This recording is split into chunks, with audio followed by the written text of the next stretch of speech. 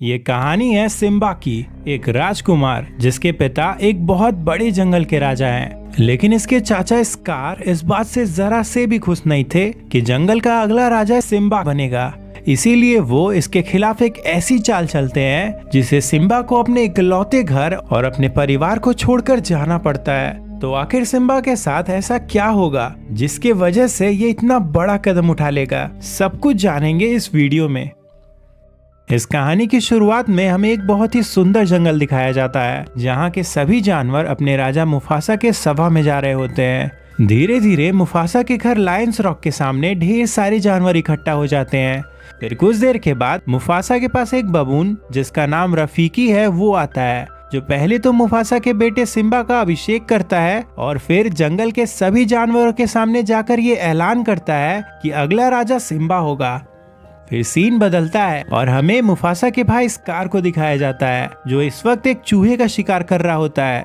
कुछ देर के बाद यहाँ एक बर्ड आ जाता है। इस बर्ड का नाम जाजू है, जो मुफासा का बहुत वफादार है। ये स्कार के सामने ऐलान करता है कि महाराज यहाँ आने वाले हैं, लेकिन इससे स्कार चिढ़ जाता है और जाजू पर झपट पड़ता है। लेकिन तभी यहाँ मुफासा की एंट्री होती है, जिससे जाजू की जान बच जाती है। मुफासा स्कार से कहते हैं कि तुम सिम्बा के अभिषेक में क्यों नहीं आए, जिस पर स्कार इनसे कहता है कि मैं भूल गया। लेकिन असल में तो स्कार वहाँ इसलिए नहीं गया था क्योंकि ये सिम्बा के जगह खुद अगला राजा बनना चाहता है। मुफासा भी कहीं न कहीं ये समझ जाते हैं और इसीलिए ये स्कार को समझा देते हैं कि अगला राजा तो सिम्बा ही बनेगा।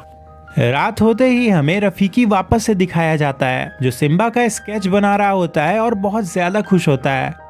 जल्दी दिन भी हो जाती है और आज सिम्बा जल्दी उठ गया होता है क्योंकि आज इसके पिता मुफासा इसे बाहर घुमाने वाले हैं। कुछ देर के बाद मुफासा इसे एक ऊंची चोटी के पास ले जाते हैं, जहां पर जाकर ये कहते हैं कि देखो सिम्बा, जहां तक सूरज की रोशनी जा रही है वो हमारा साम्राज्य है। एक राजा का समय भी इसी सूरज के जैसे चढ़ता ढलता है और एक दिन ये सूरज मेरी सांसों के साथ डूबेगा और फिर तुम्हारे समय के साथ वापस उगेगा। सिम्बा ये देखकर काफी हैरान होता है कि इसका साम्राज्य इतना बड़ा है, लेकिन मुफासा इसे समझाते हैं कि साम्राज्य किसी एक का नहीं होता है, इस पर सबका हक होता है और आगे चलकर तुम इसके रक्षक बनोगे।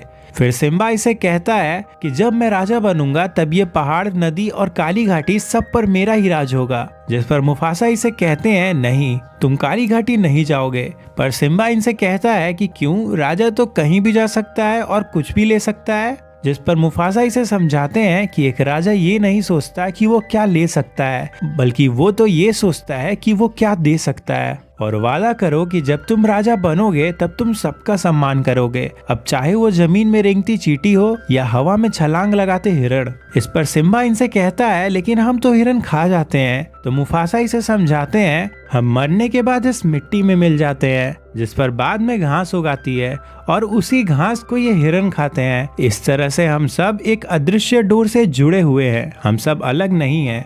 मुफासा सिम्बा से बात कर ही रहे होते हैं कि तभी यहाँ जाजू आ जाता है, जो मुफासा को बताता है कि प्राइड लैंड्स में लकड़बग्घों का हमला हो गया है। फिर मुफासा सिम्बा को घर जाने को कह के तुरंत ही लकड़बग्घों की ओर दौड़ते हैं।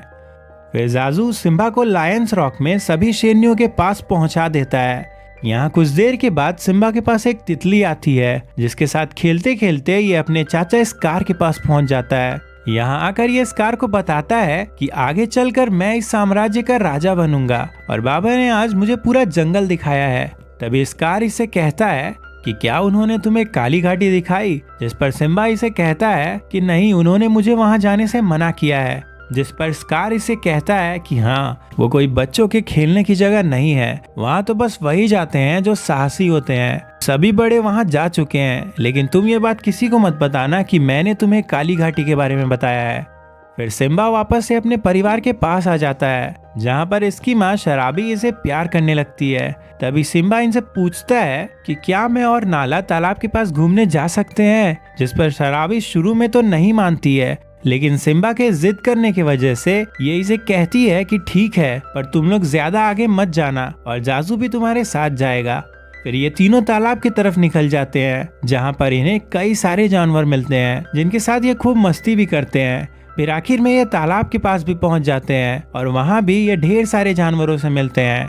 फिर कुछ देर के बाद सिम्बा और नाला जाजू को चकमा देकर यहाँ से निकल जाते हैं। दरअसल सिम्बा काली घाटी में जाने के लिए बेचैन हो चुका था और इसीलिए यह नाला के साथ काली घाटी में चला ही जाता है। यहाँ आकर ये दोनों देखते हैं कि काली घाटी में तो मातम वाला सन्नाटा है। यहाँ हर तरफ लावा जल रहा होता है। फिर ये डरते डरते कुछ आगे बढ़ते हैं और तभी इन्हें ऐसा लगता है कि कोई छुप कर इन्हें देख रहा है। इनका डर बिल्कुल सही भी था, क्योंकि कुछ ही देर में ढेर सारे लकड़बग्घे मिलकर इन्हें चारों तरफ से घेर लेते हैं। जल्द ही इन लकड़बग्घों की लीडर शियंजी आगे आ जाती है और ये सिम्बा और नाला को देखकर बहुत खुश होती है। ऐसा इसलिए क्योंकि इन काली घाटी के लकड़बग्घों और प्राइड लैंड्स में रहने वाले शेरों के बीच कई सालों से लड़ाई चलते आ रही है और आज प्राइड लैंड के होने वाले राजा को मारकर ये उन्हें बहुत बड़ा नुकसान पहुंचा सकती है। शियंजी इन्हें मारने के लिए आगे बढ़ती है, लेकिन तभी यहाँ जाजू आ जाता है। यहाँ आते ही ये शियंजी को वार्निंग देता है कि अगर बच्चों को कुछ भी हुआ तो महाराज तुम में से किसी को भी जिंदा नहीं छोड़ेंगे। जिस पर शियंजी इनसे कहती है कि हम हाइनाज और लायंस के बीच तो सदियों से लड़ाई चलते आ रही है, तो मैं उनके बच्चों को जिंदा क्यों छोड़ दूं। और ये कहकर ये सीधा बच्चों की तरफ बढ़ने लगती है, लेकिन तभी जाजू उस पर झपट पड़ता है और बच्चों को यहाँ से भागने को कहता है। सिम्बा और नाला यहाँ से भागते भागते एक सुरंग में घुस जाते हैं, जहाँ पर हाइनाज लगातार इन्हें मारने की कोशिश करते रहते हैं। कुछ देर में ये सुरंग से बाहर निकल जाते हैं, जहाँ ये एक बार फिर से हाइनाज के बीच में फंस जाते हैं, लेकिन वो हाइनाज इन्हें मार पाते इससे पहले ही मुफासा यहाँ आकर बच्चों की जान बचा लेता है। इसके बाद ये शियंजी को वार्न करता है कि अगर आगे से तुमने मेरे बच्चे को छूने का भी सोचा तो वो इस दुनिया में तुम्हारा आखिरी दिन होगा। और फिर ये सिम्बा और नाला को लेकर काली घाटी से बाहर निकल जाते हैं। आगे कुछ दूर जाने के बाद ये जाजू से नाला को लायंस रॉक में ले जाने को कहते हैं। जाजू समझ जाता है कि अभी मुफासा थोड़ा सीरियस है और इसीलिए ये मुफासा से सिम्बा को ज्यादा ना डांटने को कहते हैं, जिस पर मुफासा इसे कहते हैं कि बच्चों को सही मार्ग पे लाने का जिम्मा भी तो माता पिता का ही होता है। सिम्बा थोड़ा शर्मिंदा होकर अपने पिता के पास खड़ा हो जाता है, जहाँ मुफासा इससे कहते हैं कि तुमने जानबूझकर मेरी बात नहीं मानी, और इससे भी बड़ी बात कि आज तुमने न केवल अपनी बल्कि नाला की जान को भी बहुत बड़े खतरे में डाला। तुम्हारे इस कदम से प्राइड लैंड का भविष्य अंधकार में जा सकता था। जिस पर सिम्बा कहता है कि मैं तो बस आपको ये दिखाना चाहता था कि मैं भी आपके जितना ही बहादुर हूँ। तो मुफासा इसे समझाते हैं कि बहादुरी कोई दिखाने की चीज नहीं है, इसे बस जरूरत पड़ने पर ही इस्तेमाल करना चाहिए। मुफासा इसे ये भी कहते हैं कि आज मुझे पहली बार डर का एहसास हुआ, मुझे लग रहा था कि मैं तुम्हें खो दूंगा। और ये सब सुनने के बाद सिम्बा को अपनी गलती का एहसास हो जाता है। इसके बाद ये दोनों बाप बेटे वहीं पास में मस्ती करने लगते हैं। फिर सिम्बा इनसे कहता है कि हम दोनों दोस्त हैं और हम हमेशा एक साथ रहेंगे। जिस पर मुफासा इससे कहते हैं कि मेरे बाबा हमेशा मुझे कहा करते थे कि आसमान के इन सितारों से हमारे पूर्वज हमें देख रहे हैं, और अगर तुम्हें कभी भी ऐसा लगे कि तुम अकेले हो तो एक बात याद रखना कि वो हमेशा हमारे साथ हैं, हमें सही मार्ग दिखाने के लिए। दूसरी तरफ हमें काली घाटी दिखाई जाती है, जहाँ पर इस वक्त स्कार पहुंचा होता है। यहाँ आकर ये हाइनाज से कहता है तुम लोग यहाँ से एक कीड़ा तक जिंदा नहीं छोड़ते हो, और जब मैंने यहाँ 2 लायन कप्स भेजे तो तुमने उन्हें यूं ही जाने दिया। इसकी बात सुनकर शियंजी से पूछती है कि तुम यहाँ क्या लेने आए हो, जिस पर स्कार कहता है कि मैं यहाँ कुछ लेने नहीं बल्कि तुम सबको कुछ देने आया हूँ, और वो है जिंदगी भर की दावत। इस पर शियंजी से सीधा कह देती है कि तुम भिखारी हमें क्या ही दोगे। तो स्कार कहता है कि मैं प्राइड लैंड्स का हर जानवर तुम्हें दूंगा जिन्हें तुम आराम से मार सकते हो। इस पर शियंजी से कहती है लेकिन प्राइड लैंड्स पे तो किंग मुफासा का राज है, वो अपने राज में हमें वहाँ आने ही नहीं देंगे।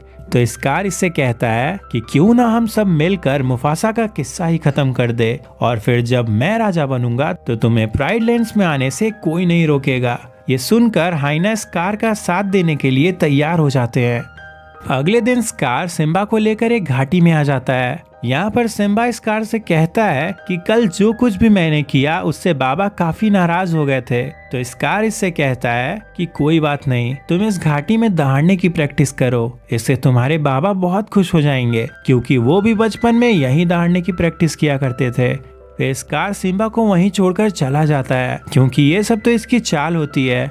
ये अपने साथियों को कह के घाटी में ढेर सारे विल्डर बीस्ट छुड़वा देता है। इतने सारे विल्डर बीस्ट को देखकर सिम्बा बहुत ज्यादा डर जाता है और अपनी जान बचाने के लिए पूरा जोर लगाकर भागता है। फिर आखिर में ये किसी तरह से एक पेड़ पे चढ़ जाता है, जिससे ये विल्डर बीस्ट से बच सके। उधर दूसरी तरफ स्कार अपने प्लान के तहत मुफासा के पास जाकर उन्हें सारी बात बताता है और मुफासा तुरंत दौड़कर घाटी के पास आ जाते हैं। कुछ ही देर में जाजू सिम्बा को देख लेता है और ये सिम्बा को डाल को तेजी से पकड़े रहने को कहता है। फिर ये तुरंत मुफासा के पास जाता है और उन्हें सिम्बा की लोकेशन बताता है। फिर मुफासा सिम्बा को बचाने के लिए नीचे जाने लगते हैं। वहीं स्कार जाजू से कहता है कि जाओ तुम सेना लेकर आओ, तब तक मैं महाराज की मदद करता हूँ। इधर मुफासा सिम्बा को बचाकर एक चट्टान पे रख देते हैं, लेकिन तभी ये वापस से विल्डरबीस्ट के बीच गिर जाते हैं। पर फिर कुछ ही देर में ये छलांग लगाकर उनके बीच से बाहर भी निकल जाते हैं और अपने पंजों की मदद से सीधा चट्टान पर चढ़ने लगते हैं। चढ़ते चढ़ते ये चट्टान के ऊपर तक पहुंच जाते हैं, जहां पर इनका भाई स्कार पहले से ही मौजूद था। मुफासा को लगता है कि इनका भाई स्कार इनकी मदद करेगा, लेकिन ऐसा सोचना इनकी बहुत बड़ी गलती थी, क्योंकि स्कार तो यहाँ अपने काले मंसूबों को पूरा करने के लिए आया था और ये मुफासा को चट्टान से नीचे गिरा देता है। सिम्बा अपनी जगह से अपने बाबा को गिरता देखता है, जिससे इसकी चीख निकल जाती है, लेकिन इसे ये नहीं दिखता है कि इसके बाबा नीचे गिरे कैसे।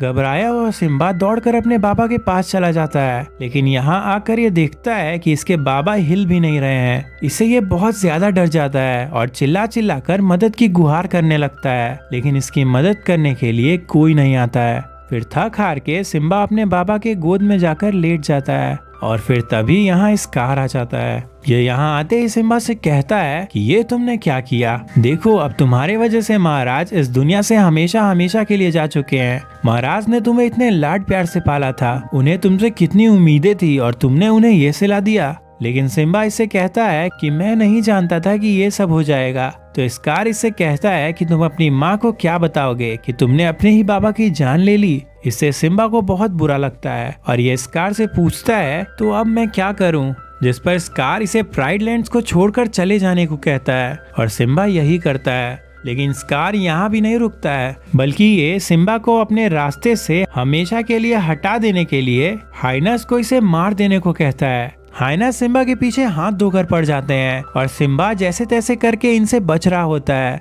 लेकिन फिर कुछ ही दूर जाकर रास्ता खत्म हो जाता है और सिम्बा के स्पीड के वजह से ये वहां से नीचे गिरने लगता है। ये देखकर हाइनस को लगता है कि सिम्बा नीचे गिरकर मर गया होगा, इसीलिए ये यहाँ से वापस लौट जाते हैं। लेकिन असल में तो सिम्बा जिंदा बच गया होता है। फिर ये पहाड़ से नीचे उतरता है और प्राइड लैंड्स को छोड़कर चला जाता है। अभी सिम्बा की कहानी खत्म नहीं हुई है, बल्कि ये तो बस शुरुआत है और आगे तो सिम्बा की कहानी और भी ज्यादा रोमांचक होने वाली है, जो कि बस कुछ ही दिनों में आ जाएगी।